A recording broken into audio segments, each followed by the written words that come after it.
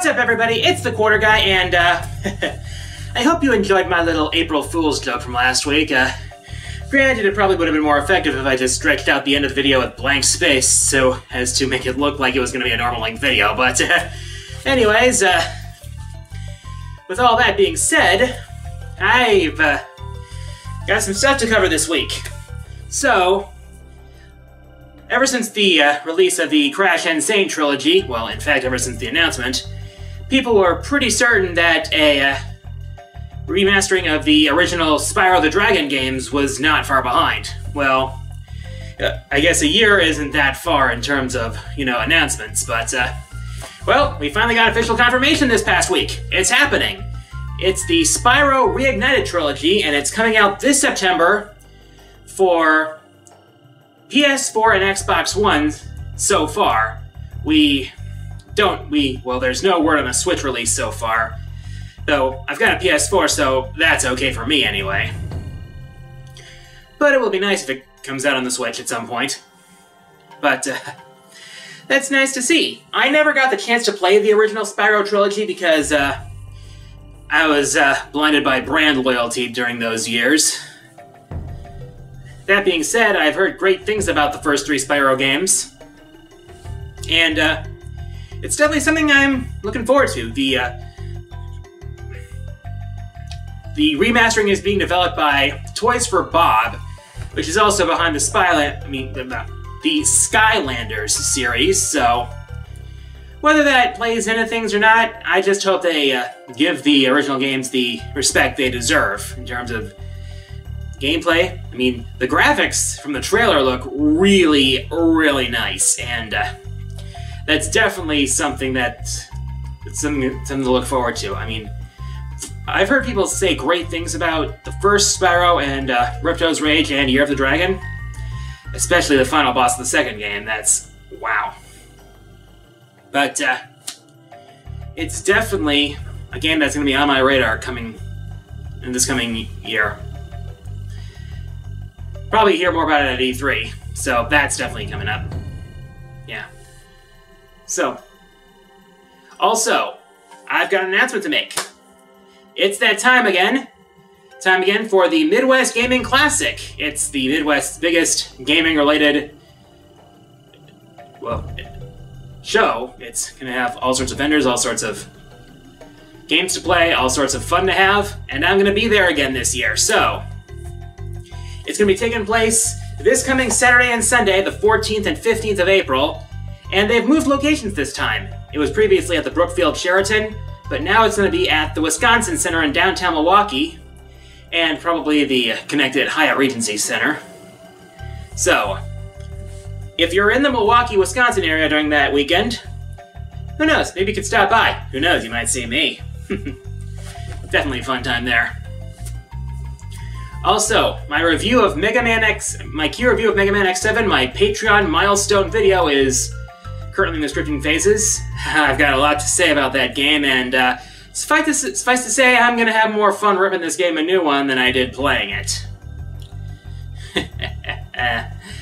Alright.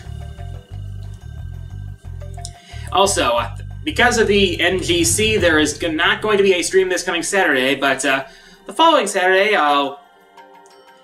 it's going to be the day after the release of Nintendo Labo, and while I'm not super interested in the activity kit, the one that's got my eye is the Robo Kit, and who knows, maybe I'll do some streaming of that. Let me know if you'd like to see that in the comments.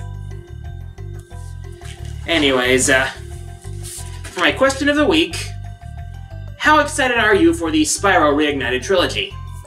As always, leave your answers in the comments. Favorite answers will be featured in the next episode. Here are last week's winners.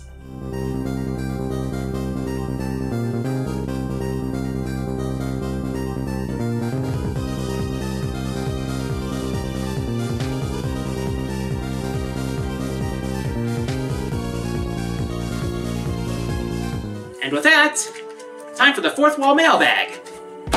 As always, send me your questions via YouTube messages. I made that mistake last week, saying comments instead of messages, and I'll answer my favorite ones in the next episode. I've got a few to catch up on this week. First one this week comes from Matthew Strittmatter, who asks, if Platinum Games made a remastered Mad World for the Switch, would you buy it? Hell yeah, I would. I mean, I had a lot of fun with the first Mad World. It was like really stylized, not realistic in any way. I really liked the black and white and red all over art style of the game. The gameplay was definitely, yeah, satisfying, and Jack Kamen was definitely a badass, especially with that chainsaw in his arm. Most of the bosses were really fun to fight, especially the final one, and Von Twirling Killer, yeah. And I think with the motion controls of the Joy-Cons, you could really even possibly expand on the gameplay with those. So it's definitely something I would be willing to play again. Please, Platinum Games, please. Next question comes from the Mr. Gamer 2011, who requests, do a top 10 of characters you want to see in Smash for the Switch. Funny thing is, I'm actually considering doing that. I mean, well, during the whole fighter ballot, I did my top 10 characters I want to see as Smash 4 DLC, and only one of them has actually gotten into Smash. That was being the Inklings, being the first characters revealed for Smash on the Switch. Yeah, we still don't know whether it's a new game or a port of Smash 4, well, or enhanced port of Smash 4 anyway. Guess we'll find out when the Invitational rolls around. But thing is, for a list like that, I have to consider, should I allow entries from the previous list on that one? Should I go all new? Should I have exclusively Nintendo characters? Should I divide it between first and third parties? There's a lot of things to consider for a list like that, so that you don't sound like it's a fanboy list. But I'm not sure whether it's going to be, actually, we're probably going to get some announcements between now and E3 regarding new characters, but either way. I'm not sure if I want to do it after my review of X7 or after the video following that. I'll think about that. Next question comes from Ludger's channel, who asks, have you ever played any of the Senran Kagura games? No, I haven't. And not because they're bad by any stretch. I don't know whether they're good or bad because I haven't actually played them.